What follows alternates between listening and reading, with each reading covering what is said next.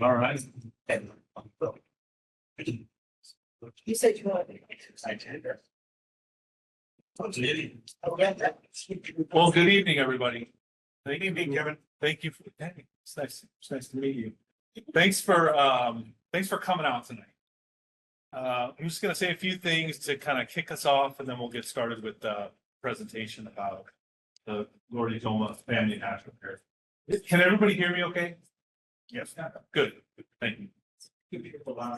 Okay. I'll work on that. So tonight we'll be presenting information on what we call the preferred plan for future improvements at the Gordy Jolma family natural area. The plan was developed in partnership with the Cowlitz Indian tribe, who received a grant to develop a project that will improve water quality and fish habitat at Salmon Creek. The county's recreational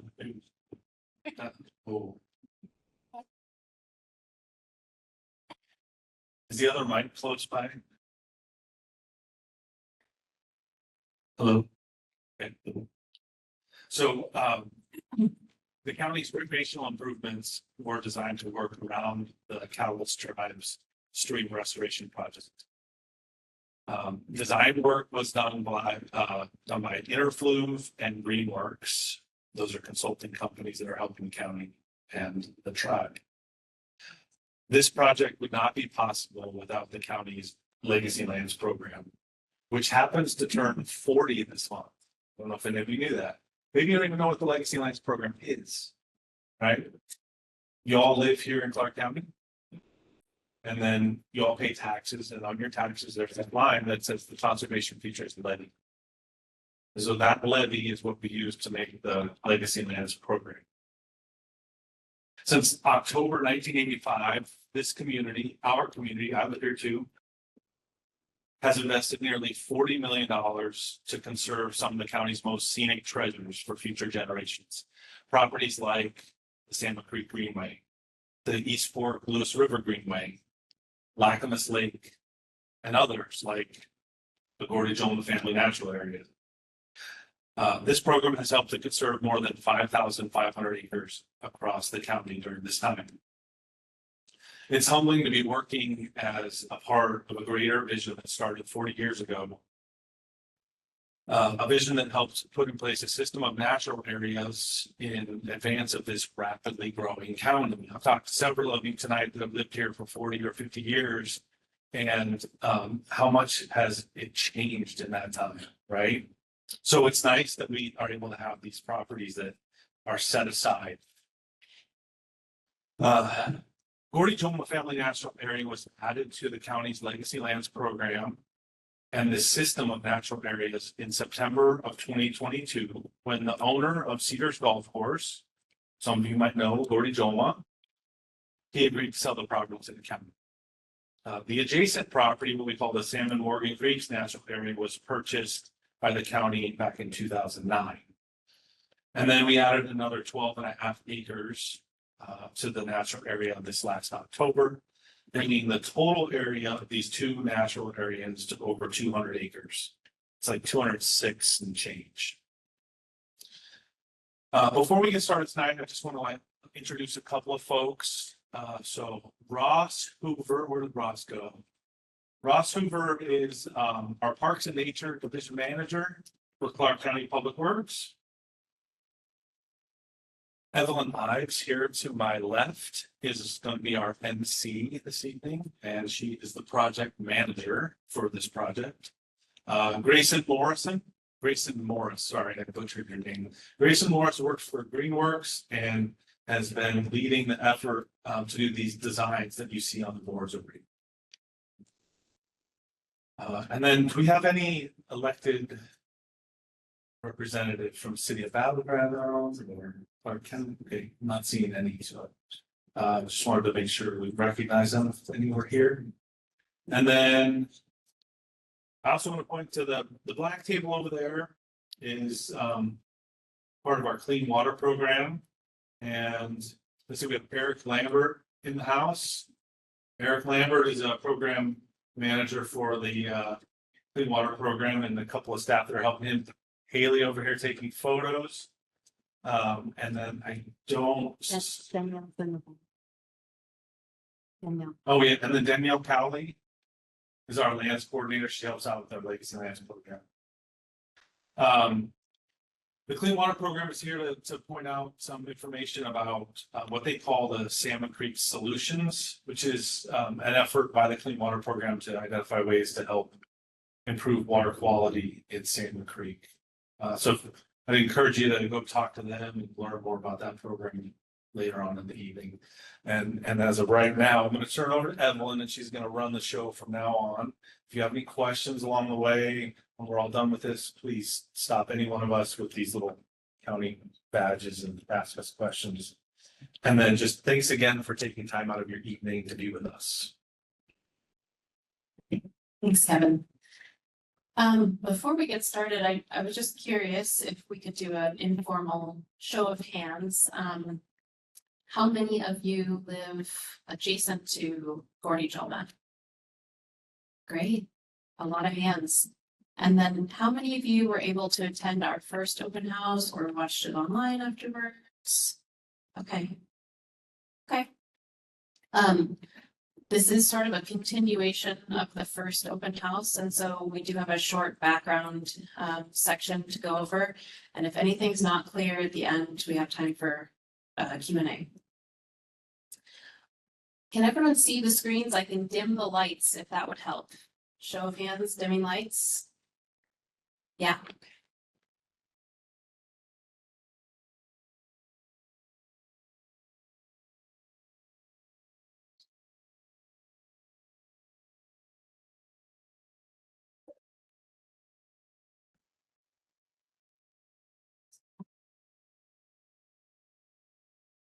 Okay, and then a brief welcome to our online participants. This meeting is being recorded through our WebEx app, and virtual guests can ask questions at any time using the chat tool. Okay, so today we'll have a brief project overview, and then I'll go over the survey results. So after our first open house, we had an online survey open, and many of you filled out surveys in person at that open house, and I have results from that today. Then we'll talk about the preferred plan that was developed in partnership with our consultants. And then we'll talk about next steps. So this is a vicinity map of the property. It was, and as Kevin mentioned, it was purchased with legacy lands funds and also with Clean Water Division funding. So this is a real partnership property purchased. It's 118 acres of conservation land, 2.2 miles of Salmon Creek run through it. It's bordered by Salmon Morgan Natural Area, which is an additional 108 acres of conservation land. And it has potential for passive recreation, improving the water quality of Salmon Creek, and improving habitat for salmon. So I'm going to touch more on those last three, the passive recreation, what does that mean? How might conservation land, you don't really think of development and conservation in the same sentence. So what does that mean exactly? Improving water quality, what needs to happen there? And then also the potential for improving salmon habitat. So passive recreation is sort of in the name. It's sort of low impact, things like walking, hiking, biking, bird watching, walking your dog on a leash. And we've purchased this as an open space, so we want to make it accessible for everyone to enjoy nature.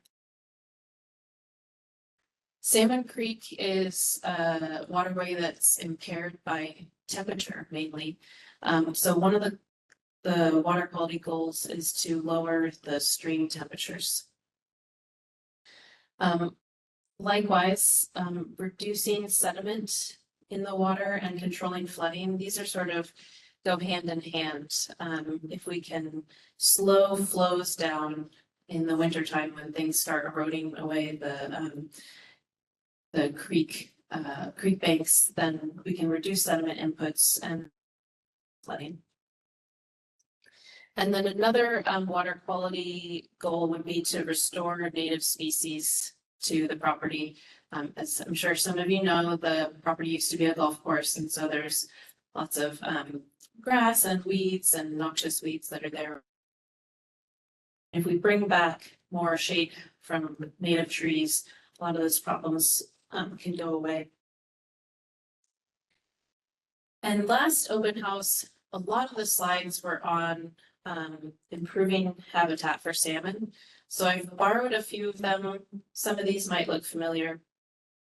The tribe's consultant talked about slowing down the water and how over time, when the land was used first for farmland and then as a golf course, the creek channel was limited to just this one area, and the side slopes were steepened and water moved very fast, and that's not the best when talking about, you know, salmon laying eggs and juvenile salmon surviving. So one of the things is to slow down the water by widening the floodplain, means making side channels, spreading out the water flow.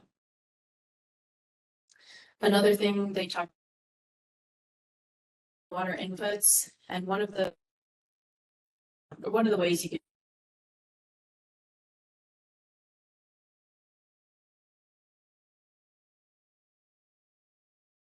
directly to creeks, so all upon the buffers by the golf course for irrigation purposes.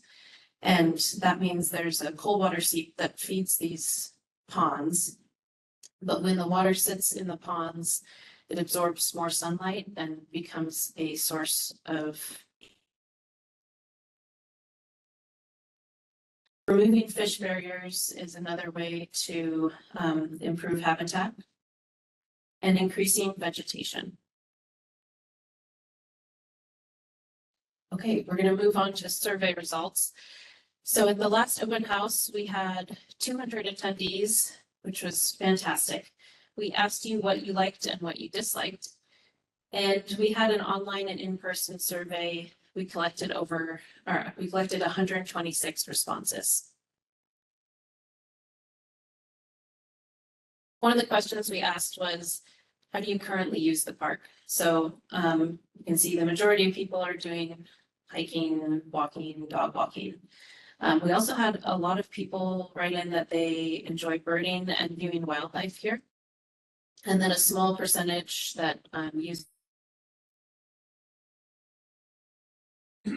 Then we asked if we had a point of water access, you know, what would your preferred type be? So whether that's a physical, getting in the water, or is it just an overlook where you're hearing and seeing the creek? And the results from this were sort of, the most popular idea was keeping people out of the water. And a lot of people commented that the water quality was important to them, and, you know, the idea of people or dogs or trash kind of accumulating in the water was not a good idea. The next question was about nature play. So nature play is natural elements that kids can interact with sort of in a playground setting. And so there's lots of different types. We talked about the scale of nature play in this question, from small, medium to large.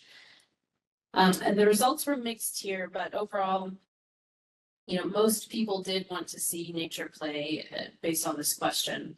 And the most popular option was a nature-themed play structure. We also asked where you might like to see the nature elements located in the park. And again, we have sort of mixed results here. But because we know that a play structure is more important, and there's plenty of people who are not interested in nature play, we thought that keeping it near the parking lot and near the trailhead is sort of our best option in response to these survey questions. This now becomes sort of an active zone. You know, that's where people are arriving, leaving from. more of that active recreation is happening in one spot and leaving the rest of the property to be more passive. The next question is about gathering spaces. So picnic shelter versus uncovered picnic spaces. And the most popular option here was a picnic shelter. Along the way, we also asked how important is water access? How important is nature play? How important are gathering spaces? And I think the last question on our survey was how important is salmon recovery? So I put all of that information here on the slide. We asked you on a scale from 0 to 10, 0 being least important, 10 being most important, what you thought. So you can see here, salmon recovery actually rated much higher than all the amenities that we discussed. We thought that was interesting, actually. And then finally, this last question, how do you hope to use the park in the future? So another maybe slightly surprising result here was that hiking, of course, is the most, answered type of activity, but second to that was bird watching. So we really took that into account when coming up with the preferred plan. We also had some open-ended questions that we asked you on your likes and dislikes about the 2 draft concepts that we showed. So what we heard you liked were included having more trails that were unpaved. So that might be a soft surface trail or a gravel trail. Having a seasonal trail loop extension on the northeast side of the property. The northeast side of the property was mainly dedicated to that salmon habitat improvements and that floodplain expansion. But we did have a draft concept with a seasonal trail. So in the summertime, when flows are low enough, you could walk down and into the floodplain area that would otherwise be wet in the winter. Another item people liked was keeping as many walking loops as possible. Neighborhood connections for existing neighbors. We also received comments about an outdoor classroom. And we did hear from a few students at the Casey Center at the high school in Battleground that they actually do research and specimen collection at the property currently. So they'd love to continue to do that.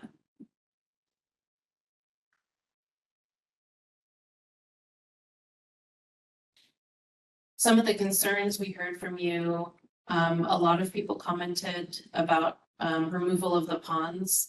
A lot of people enjoy the ponds as they are now. Some people were concerned about wildlife impact for animals that are currently using the ponds. And we did talk to our partners about this. They have experience with restoring properties. And even though there is a temporary impact to wildlife, migratory animals do find other places. And once the property is restored to a more native, natural environment, there's so many more wildlife and creatures that inhabit the area that it becomes vibrant again. Another concern was having too many paved trails and too many man-made structures. And the thought there is that it takes away from the kind of natural environment of the park. Another concern was public access through quiet neighborhoods and crowding or over-programming of the park. So kind of in response to many of these concerns, we again tried to limit our developed areas to kind of the very central main parking lot area. We included a few more unpaved trails that I'll be showing you shortly. And as many of you have seen, we've got the preferred plan set up on boards in the back of the room. If you're online, there are links to the preferred plan on our website for this project. And we invite you to view the plan and fill out a comment card. There are paper copies of the comment card that can be placed in the clear box on the table with the blue tablecloth. Or you can fill out the comment card at a later date. We do have a virtual version on our website. That will be open till November 21st. And if you don't like either of those options, you can email me and my card is over on that table as well. So as part of this project, we wanted the public to be able to envision what the proposed improvements might look like. So this is an artist rendering of the entrance, the main parking lot off of Northeast 142nd Avenue. And it also shows one remaining, we call it remnant irrigation reservoir. So one of the ponds that we talked to the tribe about, you know, could we keep this and it's still going to be ecologically safe for the habitat improvements that you're planning in the stream. So they did modeling with their consultant to determine that this pond could be safely integrated into our plans.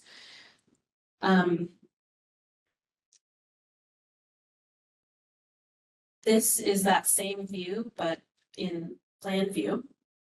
And one of the things to note here is that as you enter the park from this trailhead, there are sort of many ways that you can enter the park. If you wanted to, say, beeline it to the nature play area, you could take a path to the left. If you wanted to avoid the playground area, you could take a path to the right and go straight to an overlook of Salmon Creek.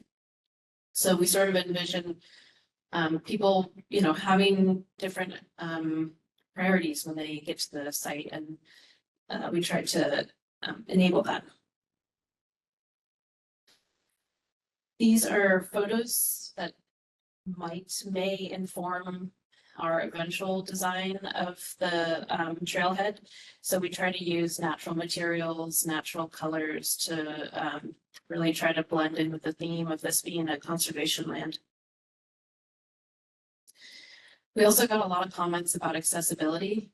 And we recognize that the neighbors off of 152nd Avenue, you know, they have one way in and out. And if, you know, you have some mobility challenges, it might be nice to have a very small parking area near your house so that you could get to the trail faster and be able to walk in as far as possible from that location. This highlights a lot of the boardwalks that are in the plan. So here we see 1, 2, 3, 4 boardwalks designated with a large B on the graphic here. And some of these are overlooks, so you can interact with the creek as you're walking over the boardwalk. This also highlights that we have kind of a mixed set of trails here. The red trail is paved, the yellow trail is gravel, and they eventually meet up with one another. I mentioned birding earlier. We incorporated 2 bird blind locations into this concept.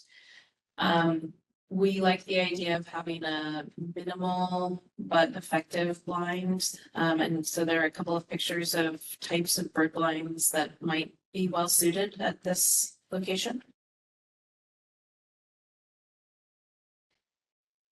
And then I mentioned earlier as well that one of the concerns was keeping loop trails open.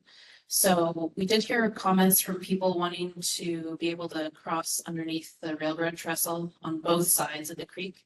So in this preferred plan, we've kept both of those options. And we've also We also plan to maintain and improve the connections to the Salmon Morgan Creek's natural area.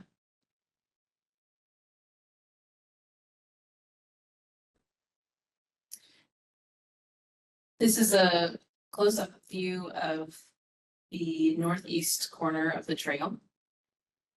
And this is the section with the seasonal trail. It's shown in yellow. The paved trail, which would be open throughout the year, is shown in red. And you can see the stream is quite braided in this area. And we got a lot of comments that people preferred having the option of a seasonal trail. So we asked the artist to also do a rendering of this area. So this, for frame of reference, this is looking northeast. And on the left-hand side of the drawing, there are homes. And the paved path next to those homes is the Cedars Landing HOA trail. So that's not on our property, but that's to kind of put you in a frame of reference. And then the paved trail through kind of the middle of the illustration would be the new trail alignment. And then on the right-hand side, you can see the many different stream channels.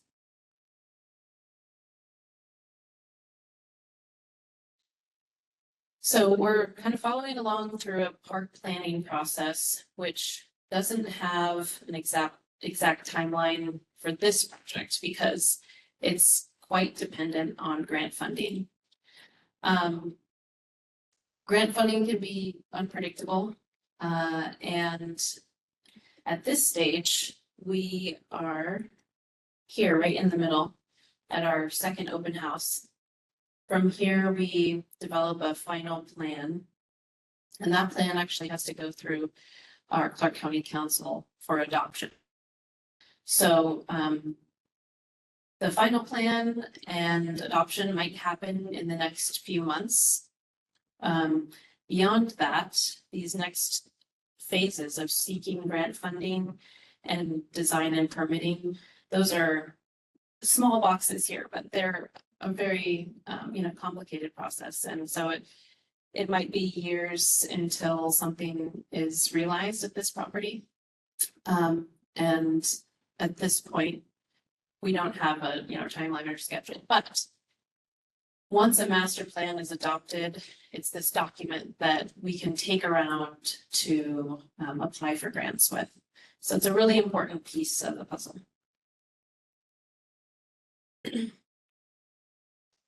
Okay, that does it for my presentation. And so we're going to move on to the Q&A.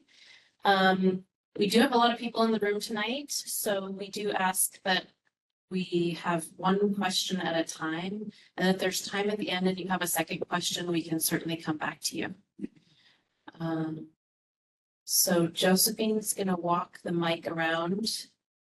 If you could please raise your hand if you have a question, and when you ask the question, please speak clearly and closely into the microphone so those online can hear you. Oh, and I forgot, can I have the team up front for Q&A?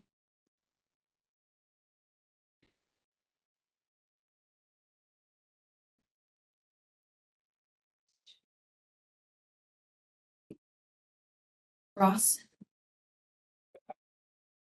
My question is about the pond. Is that going to be a year-round pond or just a winter pond? I think, and correct me if I'm wrong, but I think that pond does retain water year-round currently.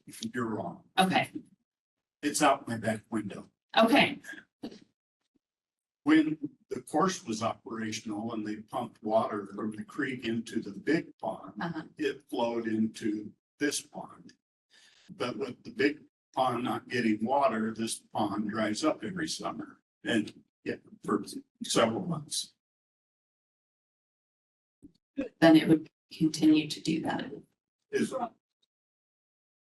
Well, a lot of the native life just obviously just kind of disappears in the summer we still see a lot of animals that go and then disappear as well because it's not there for them to use as an aquatic source.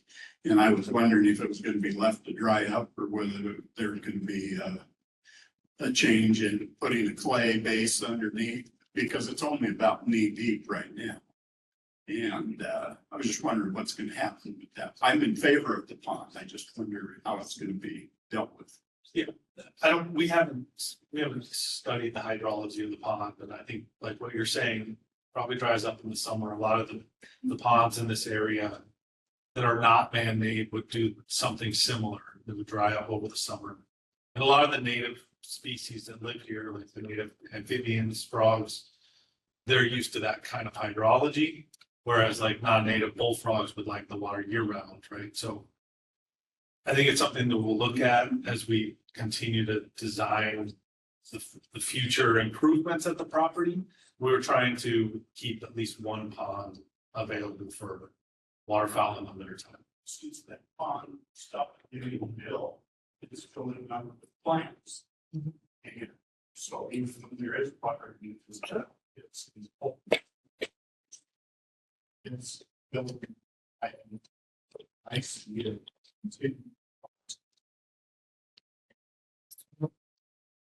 More of a wetland, rather than a pond. Yeah. Yeah, I'm gonna be involved.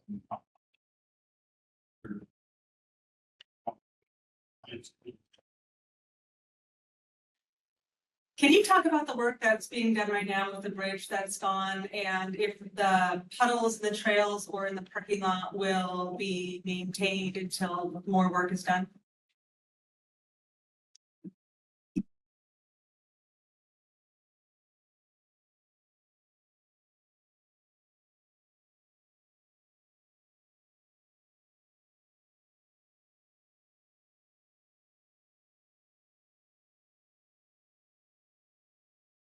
Are a total of 4 that we determined were a safety issue. We were able to take care of 2 of them this year, and the 2 others are actually connected to 2 properties that Gordy Jolma still owns. So we're sort of working through those with him.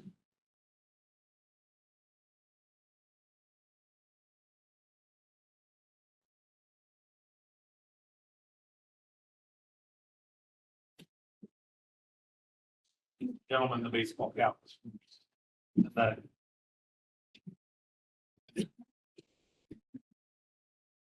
So I live on the Cedars East neighborhood, so to access the Salmon Morgan Creek trailheads, you have to drive through our neighborhood. And I remember that one of the stated benefits of purchasing this, the golf course was moving the trailhead from inside a neighborhood that's just one way in, one way out to somewhere else.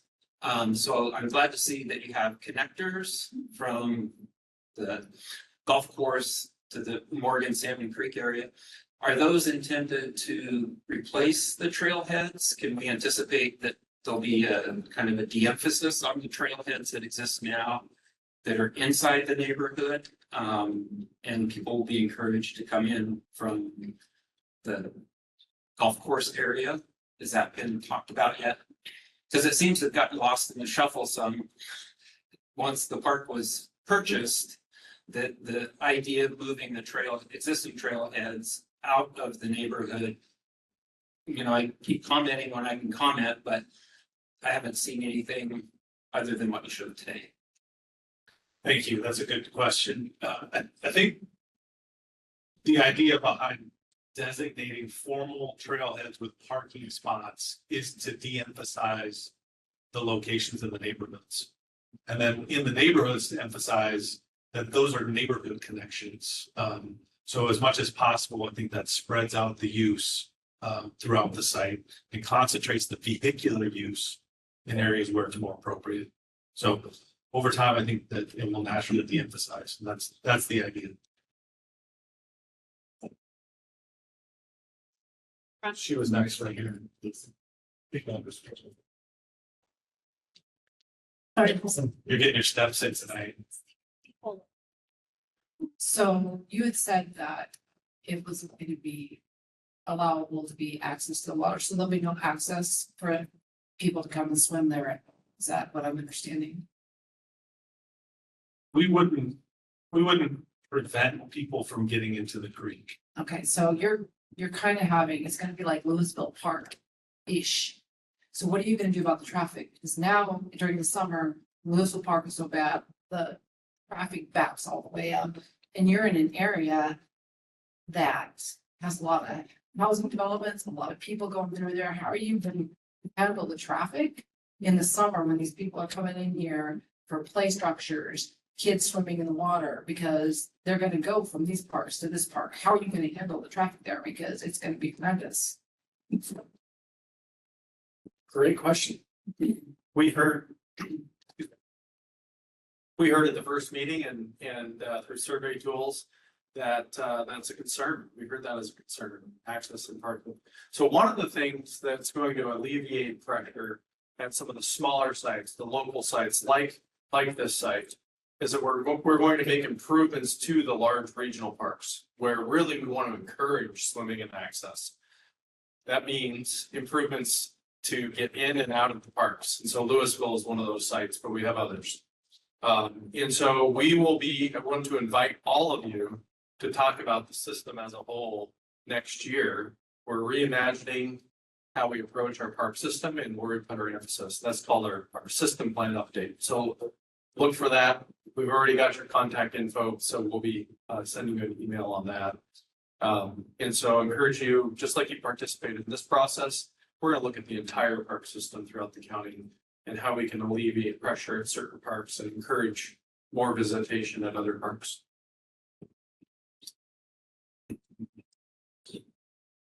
So we've had problems with people riding dirt bikes and ATVs in the reserve. And we usually call the non-emergency number to report them. Is there going to be anything set aside for enforcement in the future? Because once all of this is built, it's going to be possibly even more tempting to ride down there on a dirt bike, and there's going to be more trails to tear up, basically. Great, you want to say thanks for putting the signs in? It's a great question. Yes, we heard, so that was one of the concerns we heard at the last meeting through surveys and through emails and phone calls about concern about access and folks getting out there with e-bikes and really kind of making an unsafe feeling. So we heard that, we put up signage, and Danielle is back there, made that happen. So thank you, Danielle, for the signage. Signs are great. They help remind people what's acceptable in a park and what's not for the folks who actually read the sign. Yeah, but to your question is once this becomes a park, are we going to see more of that? And the concern about, is this going to become more of a problem? So once this becomes an actual park, we develop it. We had some conversation about the timeline and that some years out until we obtain funding. With that comes staff at a different maintenance staff at a different operational level. And so you'll see people staff out in the park every day at our active parks that have been developed. We have people if you go to Louisville, we have people in the park every single day. And when problems crop up, they can deal with those directly, or they can be the ones to call enforcement. And so it's just a different level of observation in terms of staffing and eyes on the site. And so that's typically what we see. And so we're able to deal with those issues a lot differently than a site like this in its current state.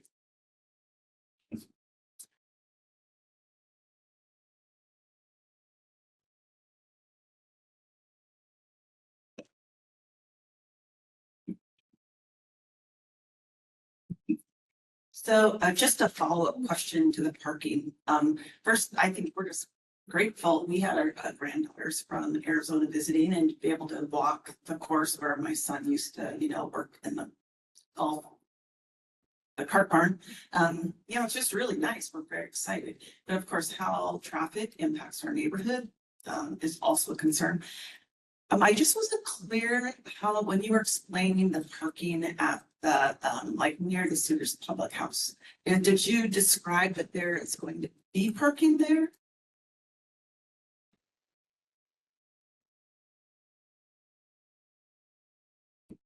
Yeah, we have a very small, limited, I think we've kind of set aside space for 6 spots. Many of those are ADA spots. And a restroom. This is sort of the midway point. If you had started, I guess, on either end, we felt like, if you were with a toddler, say, it might be hard to make it the entire way through the park without a rest stop. So, does that answer your question? The existing. So the existing parking that is frequently used by people coming into the neighborhood, that will continue to exist or? Next to the railroad?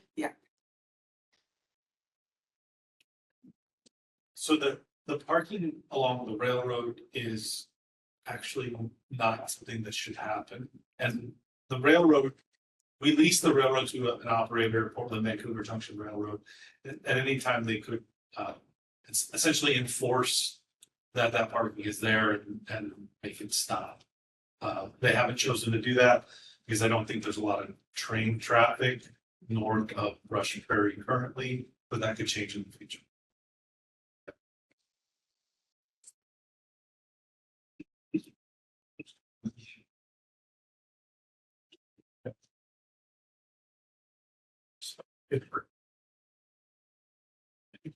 When are you going to take care of the invasive weeds? They can't wait 4 or 5 years. Canadian thistle is all over my property. That's it, I said, I can't wait here. 4 years. It's totally out of hands and getting worse. So the noxious weed control of the property is something that we get out to do it each year, and we prioritize the noxious weeds that are the most serious. So if you're familiar with noxious weeds in the state, there's a class system A, B, and C. So it's the A's and the B's that get most of the attention, and something like Canada thistle, which is a C, gets a little bit less attention. But it is something that we're aware of, and we do have plans to be out there annually treating noxious weeds. I can talk to the team about Canada thistle as at least being something that we hit periodically. So, yeah.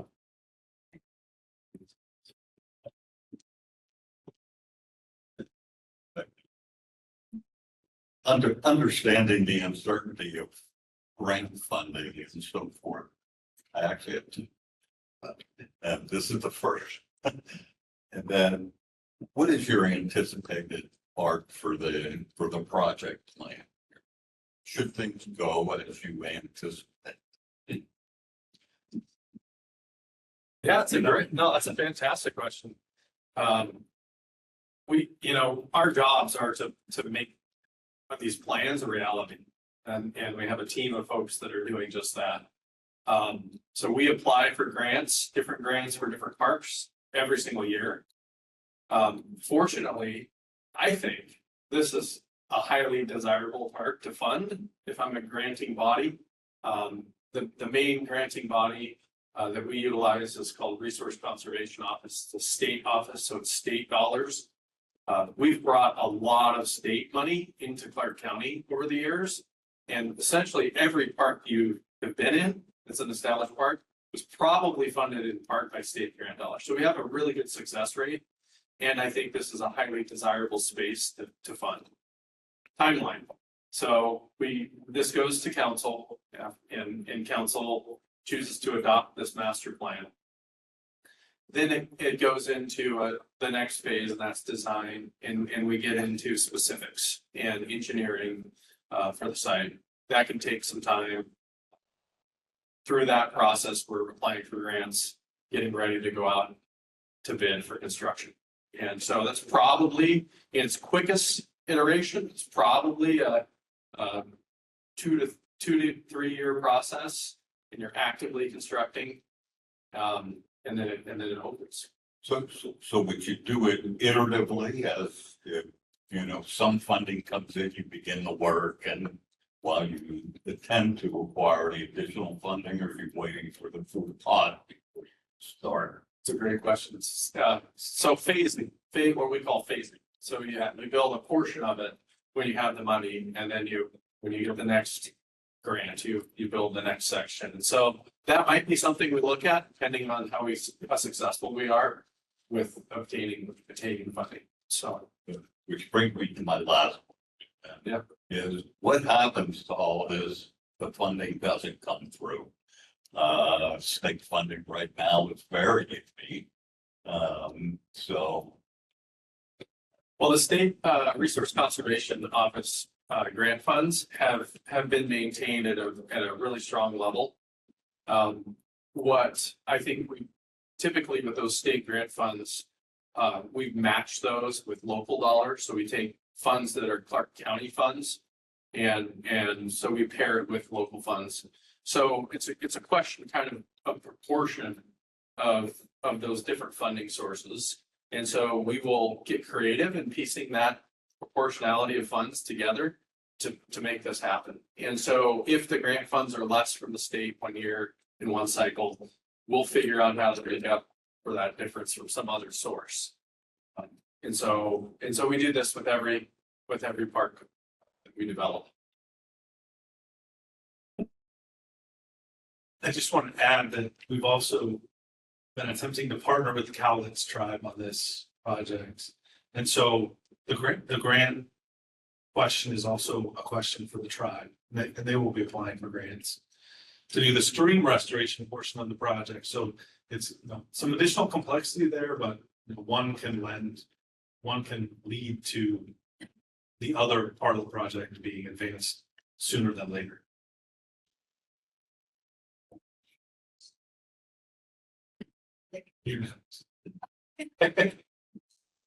Back here.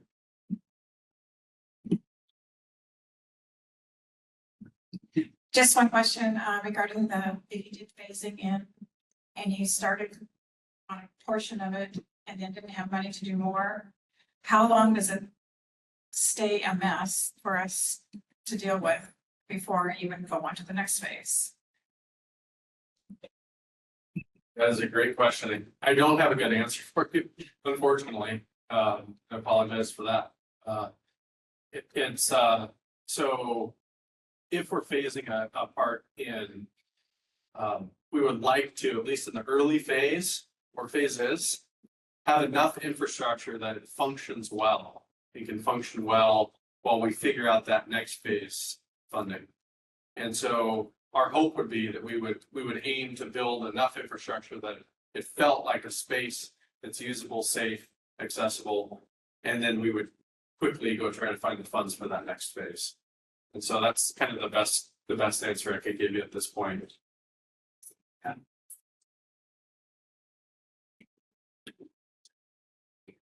Mm-hmm. Yeah, and so we would aim to, in phasing, you'd try to get as much complete as you can, or enough of the elements that we can get done so that it's safe and usable, and then build onto it piece by piece. I remember last July 3rd, there was a fire down there and it burned pretty much the entire, what used to be the 12th green. And most of the stuff that was on there was dry grasses, I suppose. So I was just wondering, when summer comes, if something could be mowed to prevent a fire that might get out of control and burn our houses down. So yeah, kind of a rough mow, just take the vegetation down and out as much as we can. And I'm unfamiliar with how we dealt with that in past years. Makes sense for that, Danielle. So we did do a fire fuel break after the fire went out, and we also put fire department locks on all the access points. So we've worked with the fire department to alleviate that situation moving forward.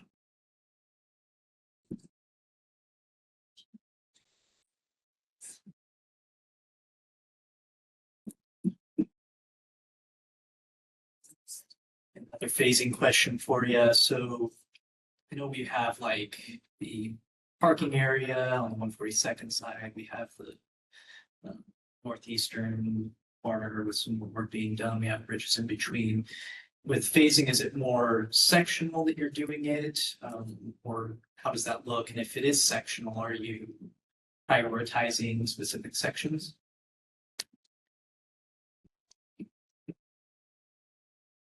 The details on that aren't fully fleshed out, but there have been conversations with the tribe about sort of two phases. One would be upstream of the railroad trestle and another would be downstream of the railroad trestle. So that sort of at that scale, that type of phase is what we'd be looking at.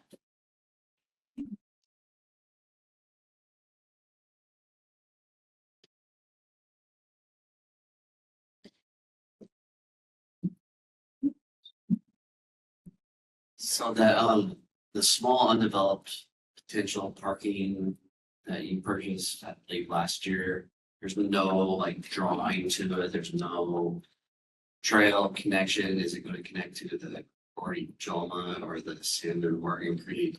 Are they ever going to combine those names into something that makes sense? Talking about this player. So you're talking about the 12.5 acres that we added last year. We did not include that in the planning because we were too far along in working on this project. I think there's great potential in that property. I think it's an opportunity. We talked about it a lot. We explored it with the tribe in terms of like, how do we get people from here into Salmon, Oregon, and even, maybe across the creek. So there's definitely some options about that. We were too far down the road to start including it. And in terms of the name, the Gordy Jolma Family Natural Area is here to stay. The naming rights were part of the acquisition. The remainder of the property, maybe that's something that we could look at in the future. I don't know.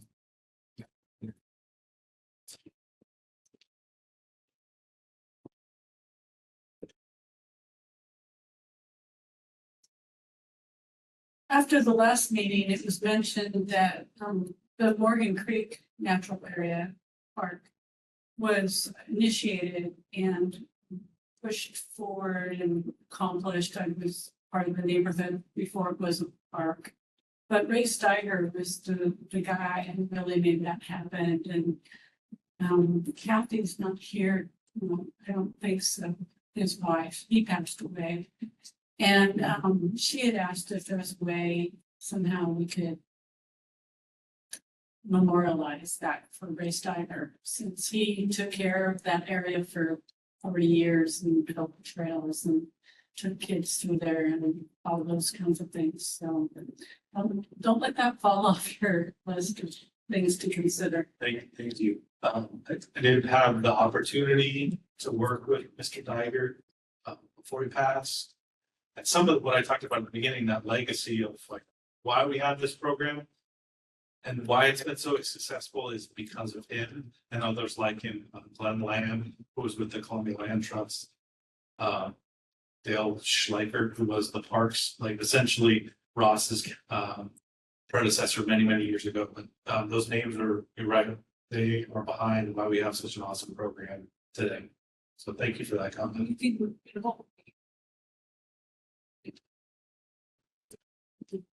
Okay. Your presentation's been great. I can appreciate that the emphasis of the parking's on 142nd, but it scares the heck out of me. That's a very difficult road. I know you've done some work in terms of speed limit signage, which from the south seems to be visible. From the north, it is not. So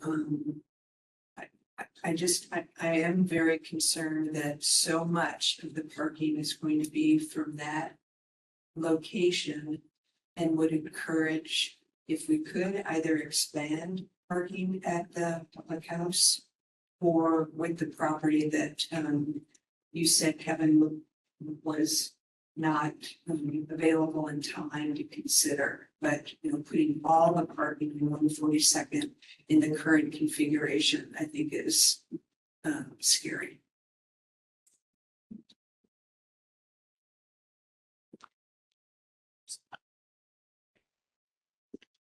Yeah, no, that's a great point. We did hear concerns about parking access. So with any design, there's a review, traffic impact studies and reviews are done for any new development. And so that will be an area that the folks that issue permits will look at. And it's a great point. There are other potential access points here. And so that's a future conversation and a future gathering like this to talk about where other future parking lots or access ways may be, if any at all. So something that we're well aware of and we've heard from all of you.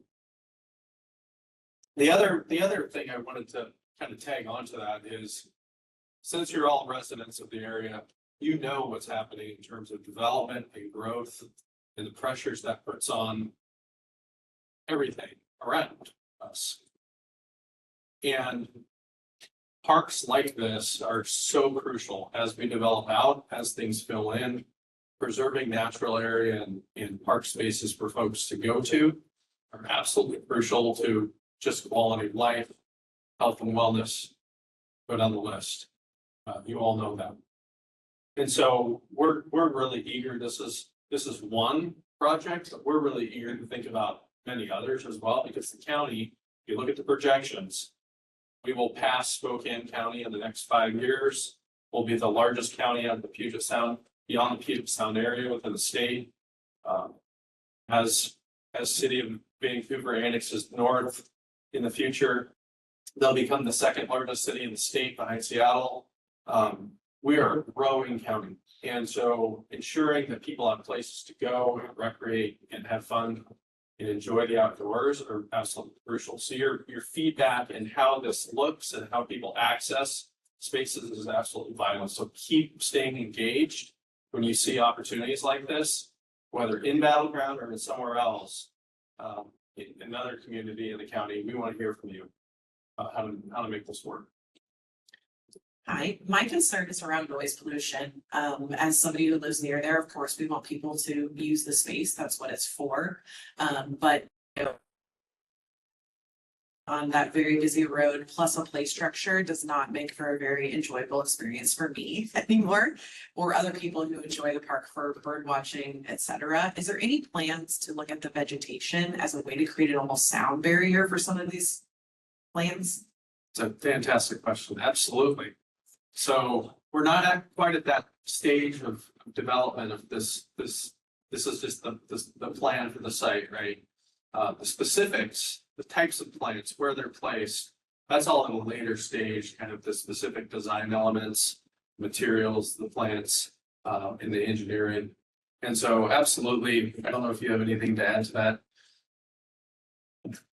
The plan does show pulling the secondary path a little further off of the property line on the western side near the, assuming your reference is the active zone, so the playground, rather than the parking.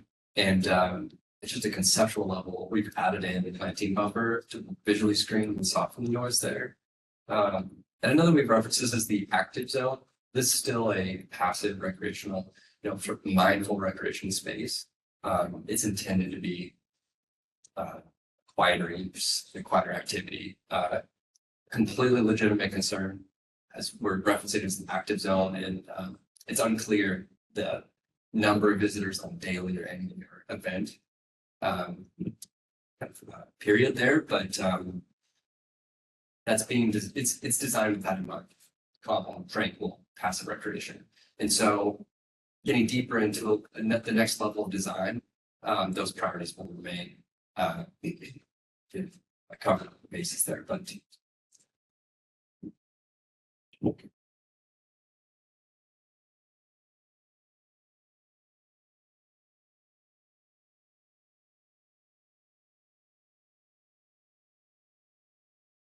one is, will there be gates that for closure to these access points?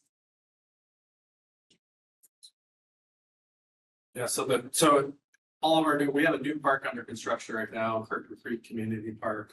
At the entrance to that park, we have gates so that vehicles can't get in and out past a certain point. We can lock those gates. That's typically at a parking lot entrance. Some of the smaller entrances won't be gated, they'll just be open 24 hours a day. Okay, and then the next question is, like on the northeast side for an HOA directly to, I mean, there's a little bit of shared land there, where some of those parks are, so how do we plan on working with them on that? We are actively working with the HOA on the northeast side. Danielle's been talking with them a lot lately about sort of shared space, and there's already a trail that comes into the property. It makes a lot of sense to coordinate with them directly. So those conversations are ongoing.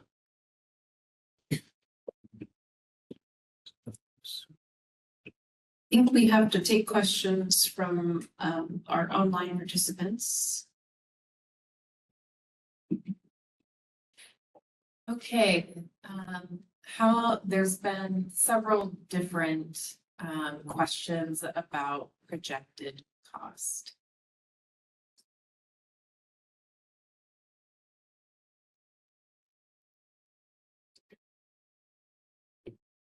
So, well, following this effort, the final round feedback, the consultant team generated about a refined raw cost estimate.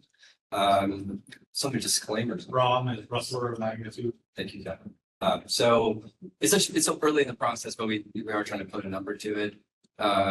It's broken out by recreational amenities as well as restoration amenities, and it's I mean, the magnitude is in the tens of millions. It's substantial. It's a large space, and it's an earthwork project and a restoration project, and followed by and not followed by, but informed by, but as part of the grading effort, the recreational infrastructure. It's massive. It's a big project. So hopefully that, I don't know what tens of millions means to the folks in the room. It seems it's a big number. And it does get back to the phasing. And some portion of that is dedicated specifically to the creek restoration. And a portion of that, like you said, is the recreational, is the trails, the picnic shelter, play areas. And so that kind of thinking about it that way. Okay, another question from online. Are there any other changes expected over the next 6 months beyond the removal of pump houses and 2 bridges? I'm looking at Danielle. She says yes. So, what happened to the other microphone? I guess I'll do the running now. So we're looking at potentially 2 bridge removals and the golf ball hazard fences that are sitting there still. And then we're gonna install a new park rules sign over near the sewage pump house location, so people see the rules, because people are parking there at the pump house. Or the sewage parking area, I guess. So yes, in the next 6 months, there are things going to be happening. And then the last question, and I think this one's for us. Is there a plan for ongoing maintenance and managing the cost of maintenance after it's built? Fantastic question. And yeah, so once we get into the specific designs, we'll also develop kind of maintenance cost models for the site. And how do we pay for that is the question. And so currently, the county park system, operations and maintenance of our parks, we are funded at 22% of the national median. So we have some really good data on the average, the median cost for a park system of our size that's collected from across the country. So we know what that number is, what that median is. We're at 22% of that. So there's a significant gap in the existing park infrastructure in being able to pay for staff, vehicles, materials. We are working right now to figure out how to fill that gap. And so Clark County Council has initiated what we're calling the Regional Parks Funding Task Team. It's made up of city councilors from every city throughout the county and county councilors. The goal of that group is to first understand the details of the challenge. What's our current state? Next is to look at other communities around the country, other counties, other park systems that have experienced rapid growth, just like we are. And how did they close this gap? And so we're going to learn from those different models around the country. The next stage of that will be to develop, based on the known current state, the growth projections, how other communities have dealt with this, and to develop a set of recommendations for how we might proceed. And that will all wrap up within the next 4 or 5 months. That recommendation will go to county council and it will likely show up at your own city council. So if you live in the city of Battleground, city Battleground councilors are on this task team looking at this challenge. The challenge exists not only within the Clark County park system, but also the city park systems. And so that's why it's so important that we're doing this jointly, cooperatively. This is a function of rapid growth. That the old funding models, the old funding mechanisms that we've depended on for our parks, we've grown right past those. And so this is not unique. This has happened all over the country, and they're good solutions that work to close that gap. So that gives you an idea as to how we're proceeding in the big picture, and then how we'll focus just on this part. Okay, I think we're going to wrap it up so that we have about 20 minutes for you to continue looking at the boards over there, going up and continuing to have conversations with staff before we need to start clearing up the space before we're kicked out of here. So we thank you all for coming. I do also want to encourage you on our website, clark.wa.gov. If you navigate to Public Works, there's a big button on our homepage where you can sign up for email updates about projects like this. And there's also information on our homepage. We use a system called Flash Alert to send news to local news media, all the newspapers, Portland TV stations.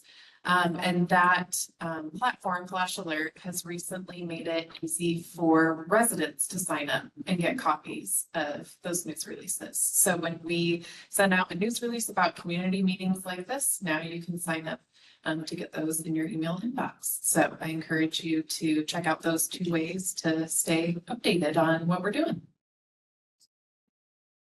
And Danielle is pointing, oh, yes, yes.